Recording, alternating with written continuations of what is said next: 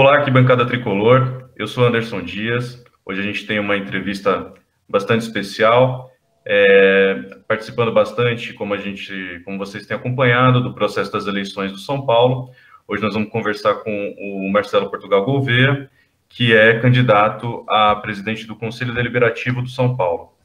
Lembrando que nós estamos com espaço aberto para todos os candidatos, todas as chapas, todos aqueles integrantes de candidaturas do São Paulo, seja candidatos a presidente, Conselho Deliberativo, o Arquibancada Tricolor tem espaço aberto para todos, ouvindo sempre também os torcedores, os nossos seguidores, em todas as redes sociais e formas de comunicação.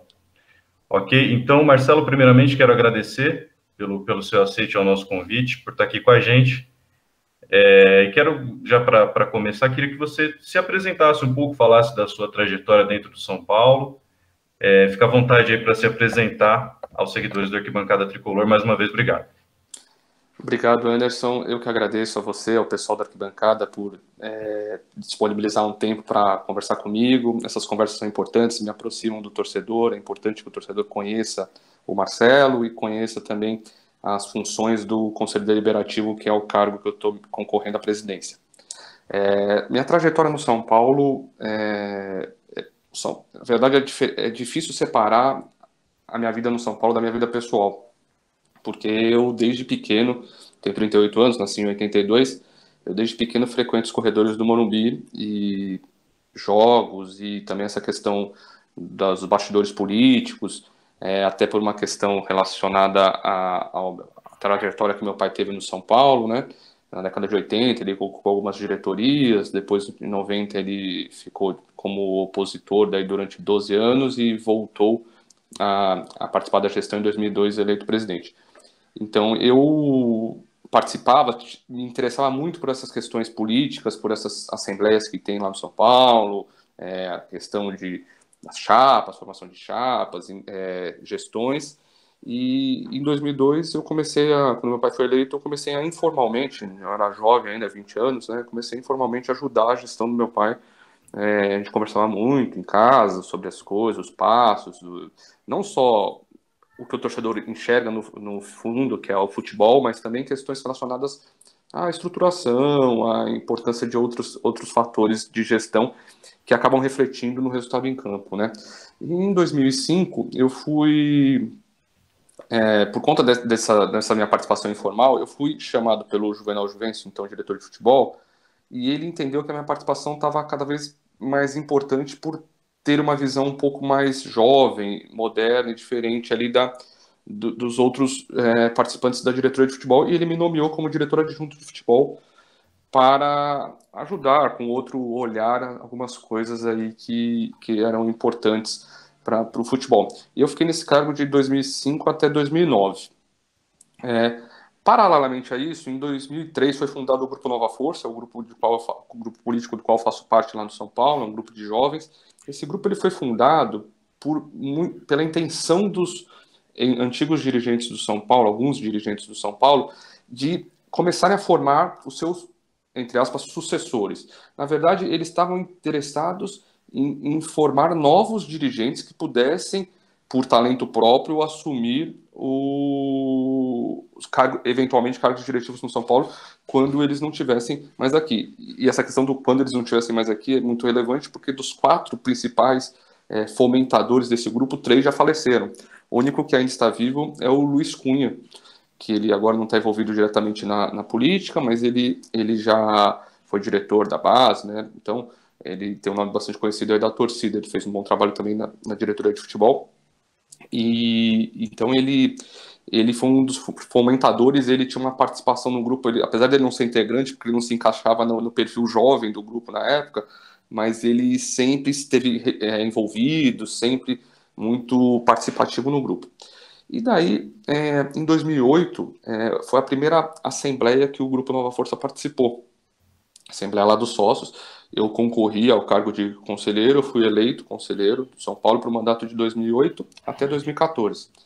Em 2014, eu me concorri para a eleição de conselheiro vitalício. Eu completei, no final de 2013, eu completei 20 anos de clube, então eu já poderia concorrer ao cargo. Então, eu me interessei, disputei o cargo da eleição para vitalício, fui eleito vitalício. Em 2016, foi em 2016, eu fui escolhido lá no conselho para participar de uma comissão que foi formada especificamente para estudar o contrato da Farish, que todo mundo conhece já, que é o contrato de intermediação. É um contrato feito com São Paulo, com um intermediador que veio a falar que intermediou o contrato entre São Paulo e Under Armour.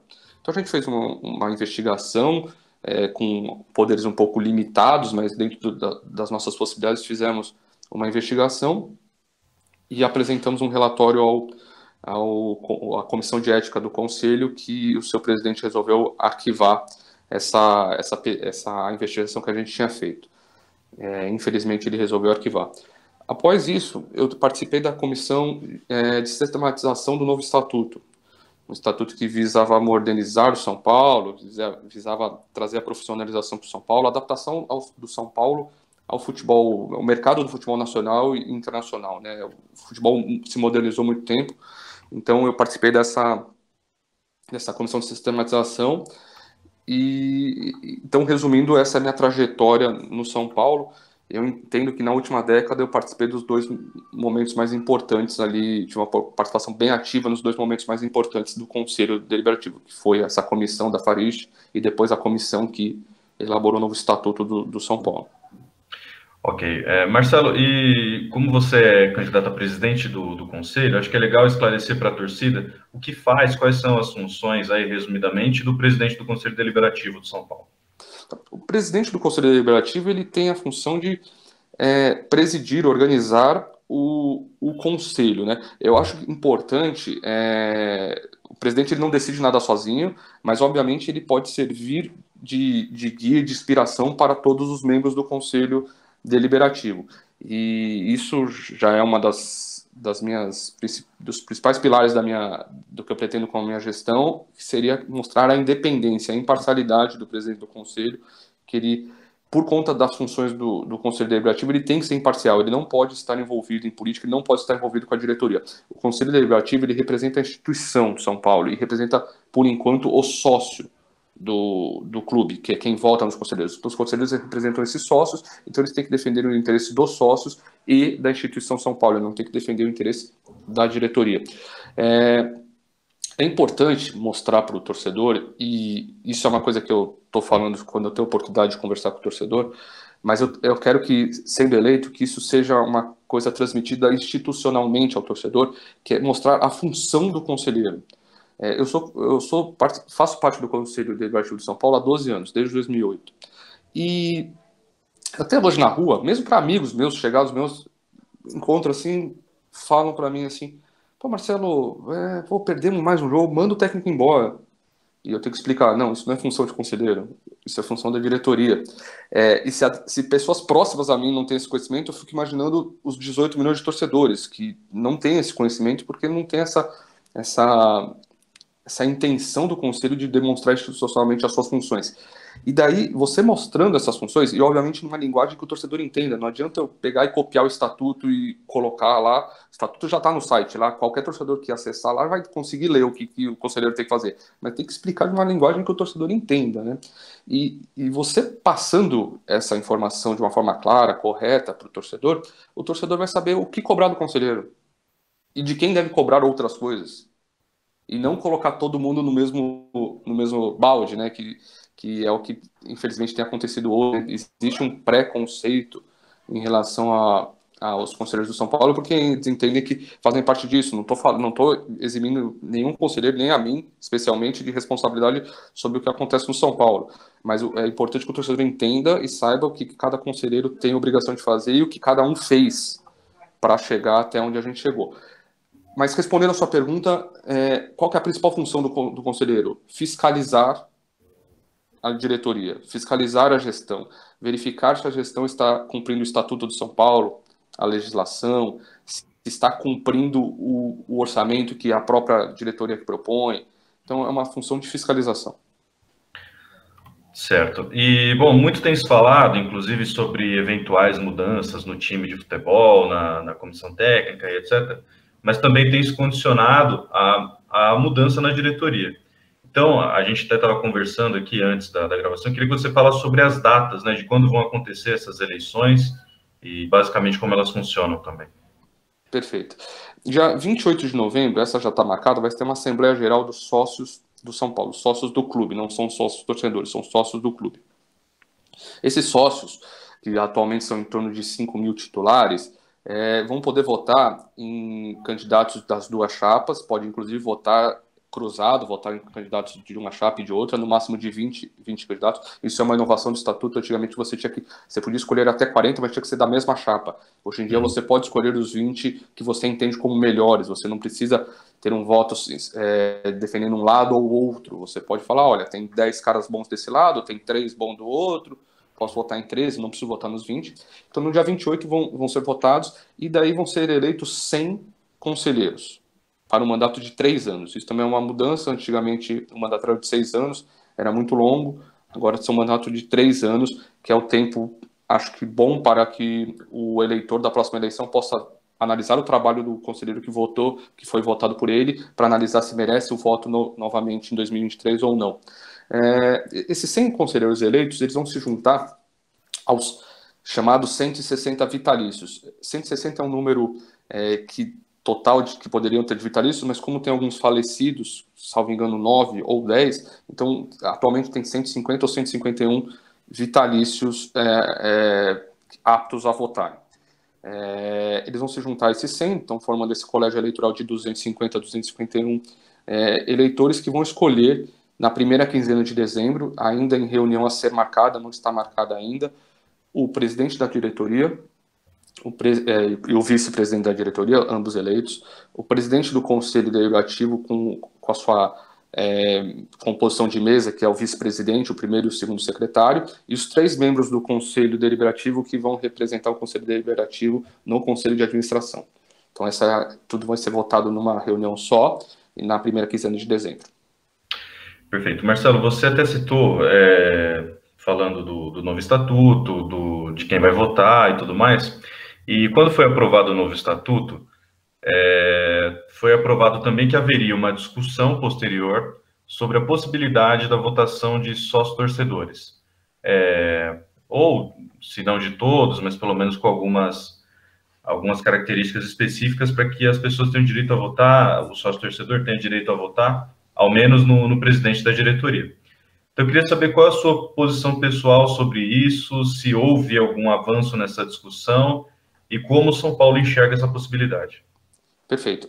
Vamos lá. Essa resposta eu vou responder em 2 partes, né? A primeira, que como você falou, o Estatuto previa esse estudo e o Estatuto, mais uma vez, não foi cumprido. O Estatuto tinha que ter sido feito, tinha que ter sido colocado em discussão e não foi arquivado. Então, isso eu assumindo, vou exigir que o Estatuto seja cumprido e que esse estudo seja discutido no Conselho de Administração, no Conselho Deliberativo e na Assembleia Geral. Obviamente, essas coisas, quando eu falo eu não vou fazer sozinho, eu preciso de uma maioria no Conselho que pense da mesma forma. Porque, obviamente, cada coisa tem um quórum qualificado de aprovação. Algumas coisas têm que ser aprovadas por maioria, outras por 2/3, 3/4, depende da matéria. Agora, em relação à posição pessoal, respondendo diretamente a sua pergunta, eu sou favorável. E não só eu, o Grupo Nova Força é favorável a isso, e todo o Resgate Tricolor, que é a junção dos grupos que fazem oposição a essa gestão, também é favorável à abertura do voto, à democratização do processo eleitoral de São Paulo. E aí vai ser criado, talvez, não sei se uma categoria especial de sócio-torcedor, ou vai ser criado um novo tipo de sócio, chamado de sócio patrimonial do futebol, para que essa pessoa especificamente possa votar. Obviamente terão cláusulas de barreira, não é aquela coisa, vou pagar a mensalidade desse mês, então já vou poder votar. Não, tem a necessidade de ter um período, porque não pode ser... É interessante para o São Paulo, obviamente, que as pessoas participem do processo, mas as pessoas que participem do processo não podem ser pessoas isoladas, pessoas instáveis, diríamos assim, entre aspas. As pessoas precisam ser pessoas que efetivamente ajudem o São Paulo e por isso possam participar. E ajudem com uma contundência na questão da sua participação, uma questão de pagar uma quantidade e tal para o São Paulo. E isso não é só para o sócio torcedor. Os próprios sócios hoje em dia já têm cláusulas de barreira. Então, o sócio, quando ele entra lá na Social de São Paulo, ele tem que ficar sócio por 2 anos para poder votar no conselheiro, agora nessa eleição de 2000, do dia 28. Então, só os sócios que estão lá no São Paulo antes do dia 28 de novembro de 2018 que podem participar da eleição. Então, não é uma coisa discriminatória ao sócio-torcedor. Tem que analisar as cláusulas de barreira, mas é importante essa democratização. E qual que é a importância de não só o Marcelo, eu, Nova Força, pensarmos nisso, mas sim todo o resgate? É que assim você consegue ter uma maioria, talvez, desde que o pessoal do resgate seja eleito nessa eleição agora, do dia 28, uma maioria que possa efetivamente aprovar uma alteração estatutária, porque você precisa mudar o estatuto para que tenha esse voto direto, essa democratização do processo eleitoral. Mas você tendo todo um grupo já defendendo essa ideia, obviamente já é meio caminho andado no sentido de a gente conseguir chegar a esse objetivo de efetivamente democratizar o processo eleitoral. Certo. Marcelo, as redes sociais, elas trouxeram um fenômeno aí que eu acho que, inclusive, possibilita essa nossa conversa, que é uma exposição, uma proximidade maior do torcedor com o dia a dia do São Paulo, não só, evidentemente, do campo de jogo, do futebol, que é o grande foco, mas também da gestão, do que acontece nos bastidores, na diretoria, enfim. E nos últimos tempos, até com tudo que tem de acontecido de ruim no nosso futebol, os torcedores têm cada vez se incomodado mais com o nível de discussão para as candidaturas, né, tanto à presidência como também ao conselho e tudo mais. Porque enquanto a grande massa de torcedores, você falou de 18 milhões realmente, a grande massa está preocupada com o futebol, com o rendimento dentro de campo, se vai ganhar, se vai perder e tudo mais, muitos estão discutindo o clube social, né, as modalidades do clube social, o que vai fazer se for eleito como conselheiro dentro da sua modalidade, dentro ali do seu cenário específico. Então, a pergunta é se lá dentro do clube, dentro do conselho, vocês também sentem esse incômodo e se esse descolamento, de fato, faz mal ao São Paulo, se vocês concordam com esse descolamento, ou realmente é algo que, pelo menos dentro do cenário atual, é o que dá para fazer? É a realidade atual? Então, Anderson, aproveitando, vou começar a resposta incentivando ao torcedor que acessem as redes sociais do Grupo Nova Força, que é Nova Força SPFC, no Twitter, Instagram e Facebook. E lá vocês vão ver que a gente tem a prioridade total no futebol. Não defendemos propostas para o clube, porque justamente a gente pensa como a maioria dos torcedores. A gente sabe que a principal questão que interessa para o São Paulo, o protagonismo no seu orçamento é o futebol. Então o futebol tem que ser protagonista nisso. O que acontece é que o sistema eleitoral fechado, como a gente falou na resposta anterior, permite que pessoas que defendem só algumas questões do social sejam eleitas, porque quem vota, por enquanto, são sócios. Então, por isso que a gente entende que é necessário democratizar o processo eleitoral e voltando àquela questão do voto direto que a gente discutiu na questão anterior. De toda forma, o que eu acho que também tem que ficar claro, mesmo para o sócio que frequenta o clube, que é o interessado, talvez, na reforma da piscina, na reforma do campo e tal, e acho que ele tem todo o direito disso, ele tem todo o direito, ele paga uma contribuição social, a mensalidade, ele tem direito de exigir que a piscina esteja funcionando, que o campo esteja em boas condições, a quadra de tênis esteja tudo ok, ele tem direito, ele paga e recebe por isso. Mas ele tem que entender que não é função do conselheiro que ele vai votar cuidar da reforma da piscina. O conselheiro não reforma a piscina, não melhora o campo. Eu estou lá há 12 anos, nunca se teve uma discussão no Conselho Deliberativo de São Paulo se a piscina tinha que ser reformada ou não. Não existe, não é função do conselheiro. O conselheiro ele defender que, vote em mim porque eu vou votar num candidato a presidente que vai fazer isso, aí ok. Aí ele está sendo honesto com o seu eleitorado. Agora ele falar, me vote em mim que eu vou fazer isso, aí ele está mentindo. Então, você vê quais são as coisas. A pessoa que defende lá, tal, área, tal, ela está ludibriando o eleitor. Porque ela tem, como conselheira, ela tem o mesmo direito de pleitear junto à diretoria, sendo conselheiro ou não, a reforma daquele espaço. Obviamente, ele pode falar, não, mas esse cara aí, como ele vai ser conselheiro, ele vai ser ouvido lá pelo presidente. E se ele for só sócio, ele não vai ser ouvido. Mas aí a gente vai entrar num outro problema que o São Paulo tem, que fez a gente chegar onde a gente chegou nessa situação ruim hoje, que tudo lá no conselho é politizado. E só deveria ser politizada a eleição. A eleição, efetivamente, é um momento de fazer política, porque é um momento de você buscar apoio em busca de uma eleição a algum cargo. Mas lá o dia a dia, aprovação de contas, aprovação de contratos, aprovação do orçamento, as discussões variadas que tem lá no Conselho, lá o conselheiro tem que votar no que é melhor para o São Paulo, no que ele entende que é o melhor para o São Paulo. Ele, individualmente, não ele em grupo, não ele seguindo o que o coordenador do seu grupo falou, faça isso, faça aquilo. Não, ele tem que pensar na consciência dele, isso aqui é bom para o São Paulo, isso é bom para o São Paulo, independente do presidente da diretoria que esteja lá, se é do grupo dele, não é do grupo dele. Ele está fazendo uma coisa boa para o São Paulo, vamos apoiar. Se está fazendo uma coisa ruim para o São Paulo, vamos ser contra. Então, assim, esse processo eleitoral do jeito que propicia efetivamente que essa divisão que acho que ela foi exacerbada, como você falou, esse ano por conta das redes sociais. Essa divisão sempre teve, mas é que a gente não via isso no dia a dia porque as redes sociais não existiam. O que a gente está procurando, pelo menos no Nova Força, é falar, não, Nova Força é um grupo diferente, o Nova Força está preocupado com o futebol.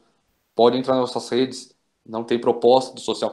Não estou falando que o social não deve existir, não estou falando que a gente não tem que pensar também no social, mas o foco é o futebol. Outro projeto que se discute já há bastante tempo no São Paulo é a separação do futebol com o social. Queria saber qual a sua opinião e do seu grupo político sobre essa proposta.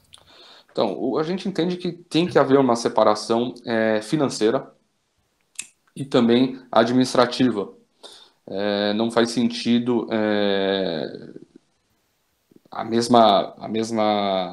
o mesmo diretor de marketing, por exemplo, ficar correndo atrás de patrocínio para um e para outro, entre aspas, melhor, perdendo tempo com o social. Não é perdendo tempo, é porque, obviamente, ele tem que focar onde vem as maiores receitas no futebol. E também não é justo que o social fique dependendo da sobra de tempo desse profissional, se sobrar tempo, dele procurar alguma coisa para o social. Deveria ter um responsável só para o social. Então, isso o marketing eu citei como exemplo, mas para fazer uma separação administrativa. A questão financeira, para mim, é a mais clara, né? Não faz sentido você, Anderson, quando vai comprar uma camiseta do São Paulo ou da Adidas, pegar parte dos royalties e parte desses royalties servir para reformar a piscina. Eu nem sei, você é sócio do clube? Não, do clube não, sou sócio torcedor. Então, perfeito, seu exemplo é perfeito. Você compra a camiseta lá da Adidas e vai lá o royalties, tem sentido parte desses royalties ir para a reforma da piscina? Nenhum Na sentido. minha opinião, não. Né? Faz sentido para o cara lá que é frequentador do clube, às vezes nem São Paulino é, e todo o direito dele a não ser São Paulino, ele tem que respeitar as regras estatutárias de não torcer para outro clube lá, não aparecer com outra camiseta lá no São Paulo, mas ele tem todo o direito de torcer para outro, de não ser torcedor do São Paulo e frequentar o São Paulo. Ele paga a mensalidade desde que cumpra suas obrigações sociais. Por exemplo, pagar a mensalidade. Ele paga a mensalidade para usar a piscina. Tem sentido o dinheiro da mensalidade que ele paga e servir para pagar o salário do lateral esquerdo? Sentido algum. E isso acontece dos dois lados. Hoje em dia, a remuneração não, as receitas do São Paulo, elas não são lineares durante o ano. Então, às vezes, tem uma época do futebol que vem mais dinheiro e outras épocas que vem menos, tem umas épocas que tem mais custo e outras que tem menos. A do social, ela é um pouco mais homogênea, porque ela tem a contribuição que é igual todo mês, contribuição social, mas também tem as inscrições das modalidades e dos serviços prestados, que obviamente tem uma variável ali na questão da época de férias e tal, mas assim, ela é um pouco mais linear. Então tem meses de receitas menores no futebol que tem dinheiro lá do social que serve, que vai lá para pagar efetivamente parte de salário de jogador. Como tem épocas de lado que tem maiores receitas, passamos aí na Copa do Brasil, vai entrar dinheiro e tal, pode ser que use para alguma manutenção lá no social. Quanto é isso? Não se sabe. Por que não se sabe? Porque o caixa é único. Então, precisamos separar isso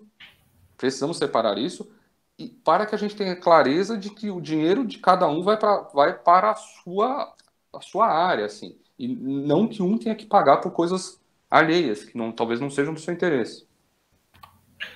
Certo. Marcelo, uma grande preocupação é que não era, né, tradição do São Paulo ter problemas nessa área, pelo menos não problemas tão grandes, tem sido a parte financeira. E a gente tem visto também o que está acontecendo com outros clubes muito tradicionais que não se atentaram para esse assunto e infelizmente hoje estão pagando um preço muito alto. No ano passado, São Paulo, de acordo com o que foi divulgado, teve uma dívida de aproximadamente 500 milhões e um déficit de 156 milhões. Assim, como que o presidente do conselho e o próprio conselho podem trabalhar, podem agir objetivamente para evitar uma situação como essa? Olha,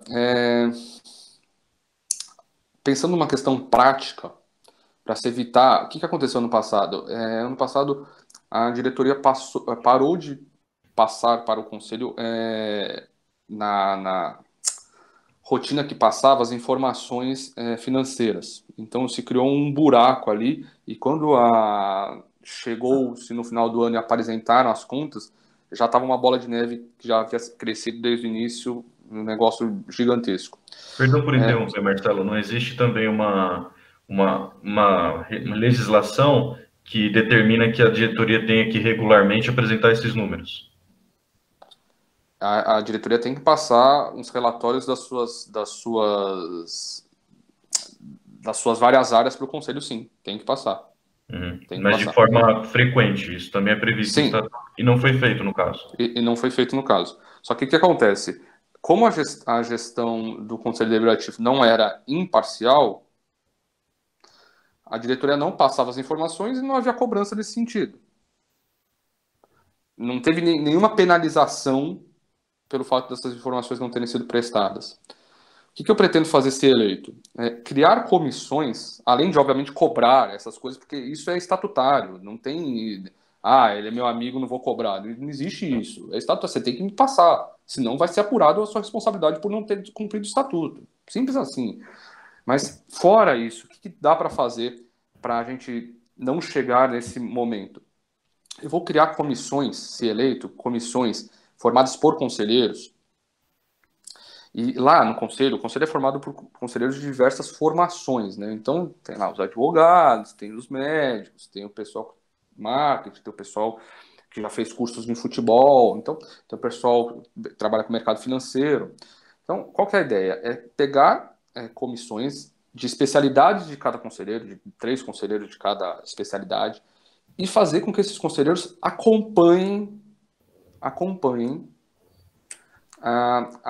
cada diretoria. Então, qual é a ideia? Tem lá o orçamento apresentado lá da diretoria financeira. Olha, a diretoria financeira, no mês de fevereiro, ela fez a previsão de que ela vai ter que chegar a tal resultado. Então, essa comissão vai acompanhar isso. Ela não tem nenhum poder de gestão, ela não vai gerir a diretoria financeira, ela não vai interferir na gestão financeira, não é isso. Ela vai acompanhar, e obviamente isso não é uma... eu, como presidente do conselho, eu posso criar comissões, mas a diretoria não tem obrigação de passar informações para essa comissão. Então isso, obviamente, vai mostrar se a diretoria eleita vai ser transparente ou não. Porque se ela for transparente, ela não tem o que esconder. Se ela quiser esconder, provavelmente transparente ela não vai ser. Então ela poderia passar essas informações. E o que essa comissão vai fazer? É encaminhar essas informações para o Conselho Deliberativo. E daí o Conselho Deliberativo vai poder acompanhar, no mês a mês, não só no final do ano, se cada área está cumprindo o seu orçamento. Quem sabe, se a gente conseguir ter uma interlocução boa com a diretoria eleita poderia passar também para essas comissões quais eram as metas previstas durante o ano, não só metas financeiras, metas de resultados, que isso pode englobar financeiro e pode englobar outras coisas, podendo a diretoria acompanhar, essas comissões acompanharem se as metas estão sendo cumpridas. E daí a gente, mês a mês, vai lá discutir no conselho, olha, isso aqui não está sendo cumprido, isso aqui está sendo cumprido. Daí a gente vai conseguir atingir o foco do conselho, a missão do conselho, que é de fiscalizar efetivamente, porque a gente vai ter informações. Certo. Bom, você foi um dos formuladores, né, Marcelo, do novo estatuto que está já em vigência desde 2017. E, bom, você já durante a nossa conversa citou algumas partes dele que não foram cumpridas, e muito tem se falado de que porque quando foi aprovado, justiça seja feita, o estatuto foi bastante elogiado, tanto pelo São Paulo, pelos conselheiros e sócios do São Paulo, como também pela mídia, pela comunidade do futebol, digamos assim. Você também acha que esse estatuto ele tem sido driblado, digamos assim, e o que a gente tem que fazer para evitar? E aproveitando também, se você puder resumir um pouco o que tem o novo estatuto de diferença para o antigo e por que ele pode ser um bom caminho para o São Paulo. Vamos lá. Com certeza, eu sou defensor do novo estatuto. Eu acho que ele pode melhorar? Pode. Tem muitas coisas que deveriam ter sido alteradas e não foram, especialmente relacionadas ao processo político. E essa questão do voto direto é uma delas. Uma maior democratização do voto, do processo eleitoral. Mas o estatuto ele teve vários caminhos alcançados assim no seu texto. Então, resumindo, uma maior profissionalização, porque acabaram-se as vice-presidências de conselheiros, assim, que são os abnegados. Então, agora era tudo diretoria profissional. Você tem regras claras de governança, você tem regras de compliance, todas essas coisas que aproximam o São Paulo tanto do mercado do futebol internacional, quanto do mercado de empresas do porte do São Paulo, mesmo que não sejam relacionadas ao esporte. Né? Aqui, o São Paulo é uma empresa que fatura 400, 500 milhões por ano, ela deve ser gerida como uma empresa que fatura isso, e uma empresa que fatura isso no Brasil não é uma empresa pequena, nem média, é uma empresa grande. Né? Então, tem todas essas regras. Então, o Estatuto ele caminhou bem nesse sentido, mas ele não foi cumprido. E daí foi por isso também que o Grupo Nova Força, que havia votado no atual presidente, desde 2018, passou a fazer oposição a partir do momento que ele parou de cumprir o estatuto. Porque o Grupo Nova Força defende a profissionalização. O estatuto, e como qualquer lei no Brasil, ela depende muito de quem o aplica. Eu gosto de dar um exemplo que é da lei do mandante, para o torcedor acho que fica mais claro entender com esse exemplo. A lei do mandante é uma lei que determina que os clubes lá, o mandante, podem negociar os seus jogos, né? E daí, essa lei, ela pode ser muito boa para o futebol e pode ser muito ruim. Daí o torcedor me pergunta, como é que a mesma lei pode ser boa ou pode ser ruim? A lei, ela permite que o mandante defina lá com o seu... para quem vai comercializar o seu direito de transmissão. Esse mandante, esse clube, ele pode negociar sozinho ou pode negociar coletivamente com os outros clubes. Se ele negociar coletivamente com os outros clubes, e daí vão ter novos players, que não é aquela coisa que foge do tradicional futebol, tal, televisão, tal, você negociando todos os clubes tendem a crescer e o futebol melhora como um todo.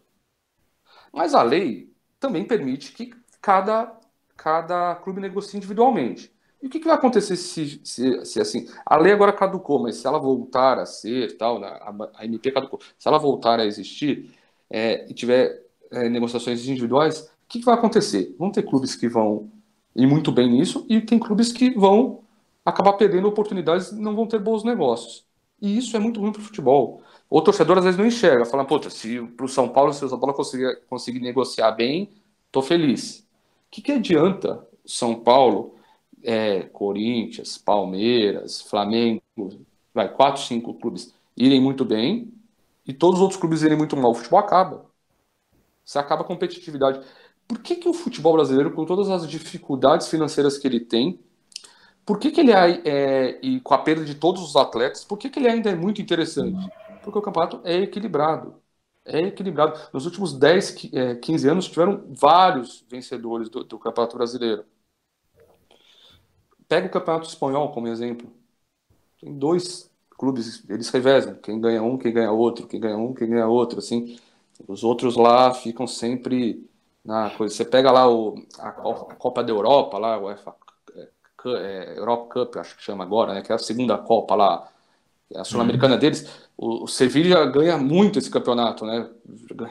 Sempre ele ganha esse campeonato. Por quê? Porque ele sempre participa dele. Por quê? Porque ele nunca fica entre os 2 primeiras posições que ele vai para a Champions League. Então ele sempre participa dele porque ele fica ali.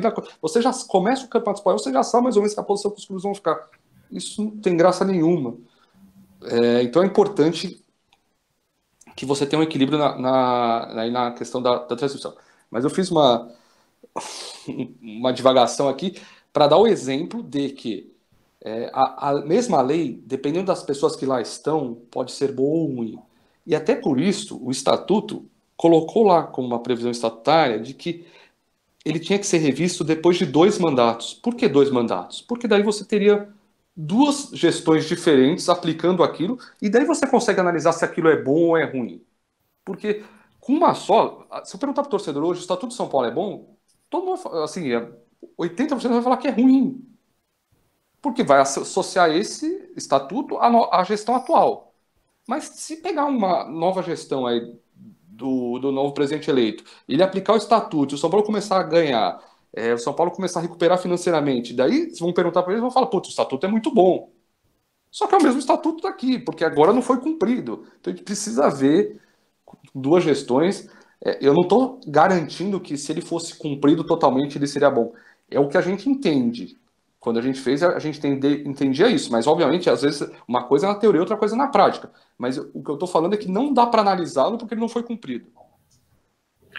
Ok. Bom, Marcelo, a gente, encaminhando para o final aqui, a gente ontem anunciou nas redes sociais do Arquibancada Tricolor que entrevistaria você e pedimos algumas perguntas, né, algumas considerações aí para os nossos seguidores. Podemos fazer aí algumas perguntas? Todas que quiserem.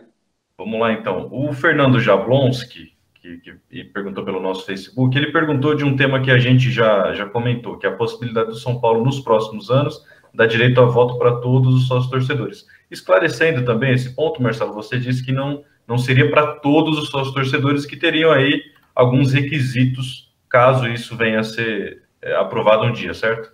Perfeito. Teriam que ter algumas cláusulas de barreira, que eu acredito que sejam relacionadas a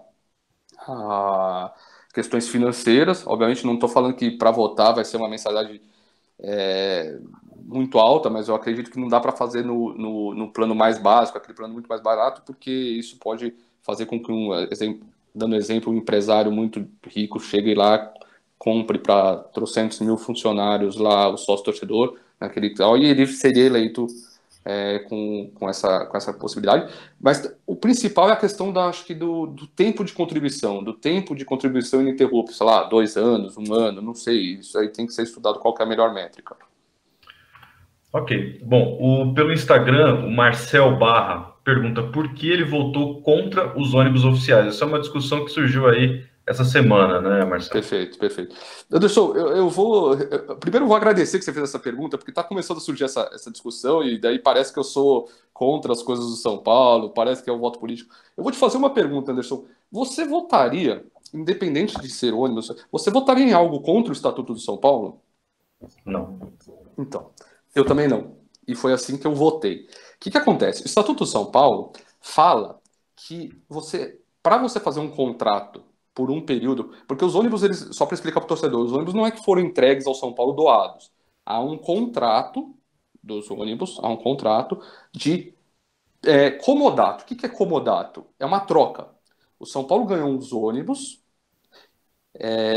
e uma empresa que pagou os ônibus lá para o fornecedor, porque não é a empresa que forneceu os ônibus, uma empresa foi lá e pagou para um fornecedor fazer aqueles ônibus do jeito que os torcedores escolheram.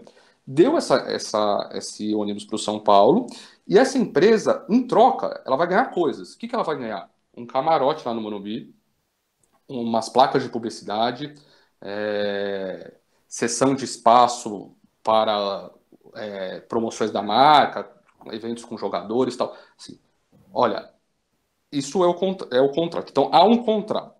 Eu não estou falando que o contrato é bom ou é ruim, porque, infelizmente, a diretoria não passou as informações para os conselheiros que foram analisar o contrato de quanto vale essas propriedades que o São Paulo cedeu a essa empresa.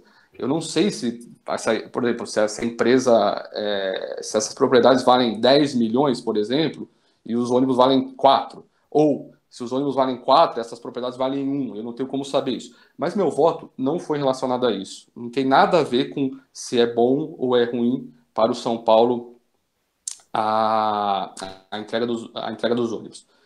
O que acontece, que eu estava explicando, é que tem um contrato. E no Estatuto de São Paulo está escrito que nenhum contrato que ultrapasse o período da gestão, qual que é o período da gestão? Dessa gestão atual vai até o dia 31 de dezembro de 2020. Nenhum contrato que ultrapasse esse período, independente do valor, ele pode não ter valor nenhum, pode ser R$ 0, mas se tem um contrato e ele ultrapassa esse tempo, ele tem que ser previamente aprovado pelo Conselho Deliberativo.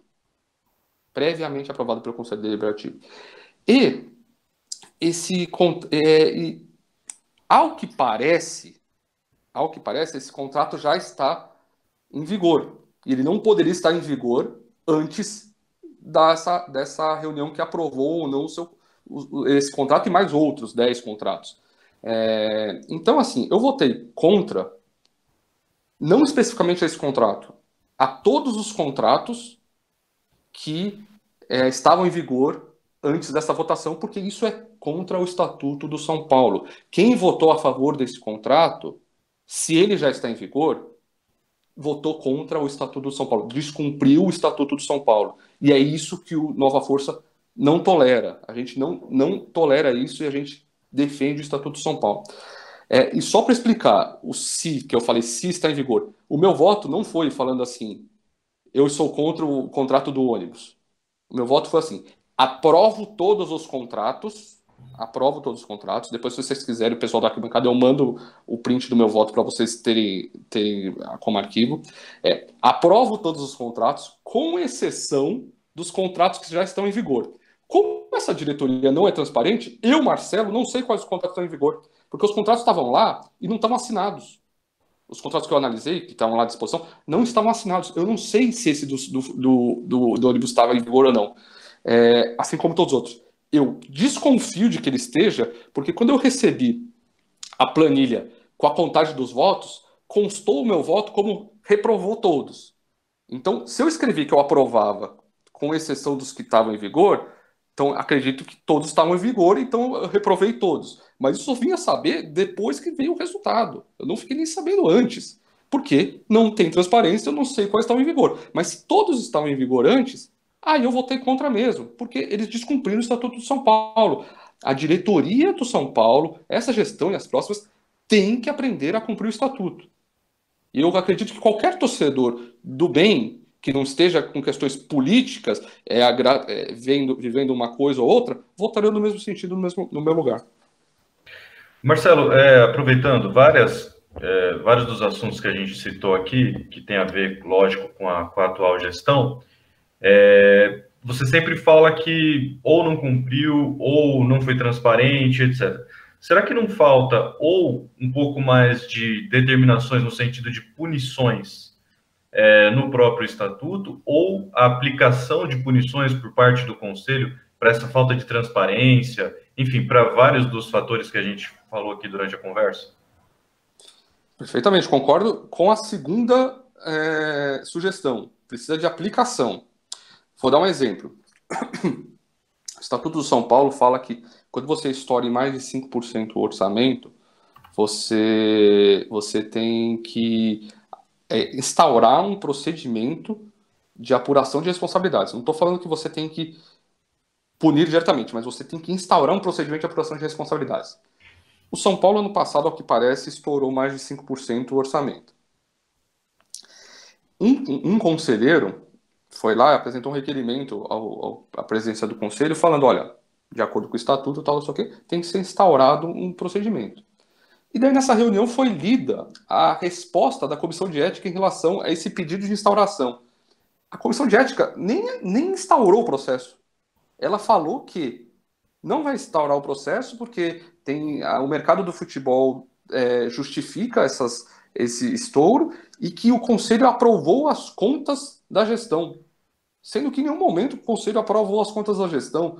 As contas não foram enviadas para aprovação do conselho. O que foi aprovado foi o balanço. E balanço é fotografia do que as contas representam, mas não que foi aprovada as contas, que todo mundo concordou com tudo. Muita gente na época que votou pela aprovação do balanço justificou que estava aprovando o balanço, mas era contra as contas da gestão. E o resultado ficou balanço aprovado. E agora a comissão de ética vai justificar a não instauração do processo de responsabilidade, falando que as contas foram aprovadas. Então, assim, isso resume muito a gestão atual, tanto da diretoria como do conselho, e também alguns membros do conselho que defendem isso, e prova que o estatuto ele tem os mecanismos, mas se as pessoas não querem fazer que eles sejam aplicados, não tem o que se fazer. Ok. Bom, pelo Twitter, o Marcos Neves, acho que é até bacana para a gente falar um pouco também da sua trajetória dentro de São Paulo. O Marcos Neves diz o seguinte: se conseguir se eleger e fizer pelo clube o que o pai fez, já vale. Eu queria que você falasse também um pouco da história com o Dr. Marcelo Portugal Gouveia, como que era a sua relação com ele, como foi esse crescimento dentro do São Paulo, que com certeza não tem como o seu nome é diretamente ligado a ele, né? Perfeito. Antes de responder, eu só quero explicar para o torcedor que, assim, se eu for eleito, não espere que eu seja igual o meu pai em relação a resultados para o futebol. Pode esperar que eu tenha o caráter que ele tem, que eu trate as pessoas da forma como ele tratava, que eu tenha a credibilidade que ele tem, isso com certeza eu tenho, porque isso eu aprendi com ele. Mas, obviamente, uma gestão no Conselho Deliberativo não necessariamente vai trazer resultados visíveis para o torcedor. O que eu pretendo ser eleito é fomentar caminhos para que o São Paulo volte a ser o que era antes, mas depende, obviamente, da gestão da diretoria. Eu quero mudar a mentalidade do Conselho Deliberativo para que a gente consiga que as próximas gestões do São Paulo sejam pavimentadas e voltem a buscar as glórias, assim, principalmente nessa década do centenário. Com certeza foi muito importante, assim, né?